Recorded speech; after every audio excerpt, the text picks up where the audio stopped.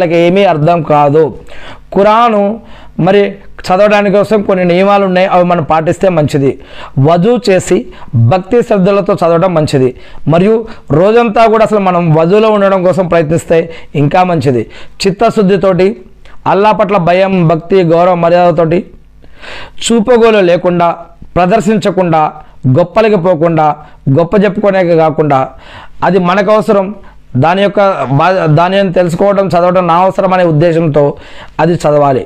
మరియు ప్రారంభించడానికి ముందు, ఖురాన్ చదవడానికంటే ముందు ఖురాన్లో చెప్పబడింది, ఎవరైనా సరే ఖురాన్ చదవడానికి ముందు అవుజు బిల్లాహి మినష్ షైతానిర్ రజీమ్ అని మరి చదవమని చెప్పడం జరిగింది. అంటే శాపగ్రస్తుడైన సైతాన్ లేదా లూసిఫర్ లేదా ఇబ్లిస్ ఈ యొక్క శాపగ్రస్తుడైన సైతాన్ బారి నుంచి అల్లా యొక్క శరణు వేడుకోండి ఖురాన్ చదివే ముందు అని చెప్పడం జరిగింది. దీనిని మనం అరబ్బీలో అవుజు బిల్లాహి మినష్ షైతానిర్ రజీమ్ అని చదువుతాం. దాని తర్వాత బిస్మిల్లాహిర్ రహమానిర్ రహీమ్ అని కూడా చదవచ్చు. అంటే మనం ఏ పనైనా మనం ప్రారంభించే ముందు బిస్మిల్లాహిర్ రహమానిర్ రహీమ్ అంటే నేను ఆ అల్లా యొక్క పేరుతో ఈ యొక్క పని ప్రారంభిస్తున్నాను అని దీని యొక్క అర్థం. ఇకపోతే చూసి చదివితే ఖురాను ఎత్తైన ప్రదేశంలో పెట్టి చదవడం మంచిది. ఇక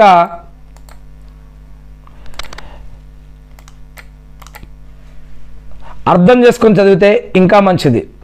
ఖురాన్ను ఆగి చదవడం ఇంకా మంచిది. ప్రతి ఆయుధపై ఆగి చదవడం ఇంకా మంచిది. ఇవన్నీ కూడా ప్రవక్త ముహమ్మద్ సల్లల్లాహు అలైహి వసల్లం గారి యొక్క సాంప్రదాయాలు.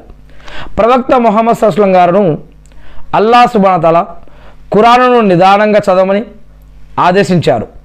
ప్రవక్త ముహమ్మద్ సల్లల్లాహు అలైహి వసల్లం గారు ఈ యొక్క దైవ ఆదేశాన్ని అనుసరించేవారు. ప్రతి ఆయుధను కూడా ఆగి చదివేవారు. ఈరోజు మనం సూరే ఫాతిహా ఎలా చదువుతున్నాం? ఆగి చదువుతున్నామా? సూరే ఫాతిహాకి ఒక్కొక్క ఆయత్కి అల్లా యొక్క రిప్లై కూడా మనకు ఉంటుంది. మనం సూరే ఫాతిహాని ఎలా చదివేస్తున్నాం?